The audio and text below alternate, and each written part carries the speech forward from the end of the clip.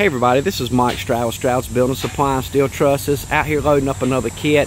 We make up to 60-foot clear span gable trusses. The largest thing that we have printed is 50-foot clear span, but we sell a lot of 60s for agricultural people for their hay storage and equipment sheds. You can figure $4.75 a square foot for everything to put it on the roof. That's all your trusses, all your 2x6 yellow pine purlins.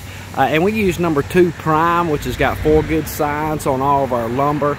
All of our stuff is, we try to sell premium product because we want you telling people about us.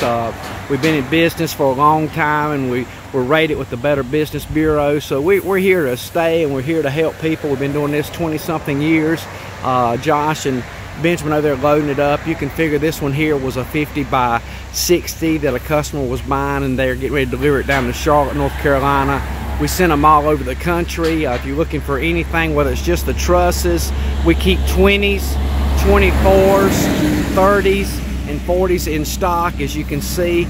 And like I said, we've got anything that you want to look for in between that, but that's just the ones we keep in stock. So give us a call at 828-413-4201, 828-413-4201, or visit us at StroudsBuildingSupply.com.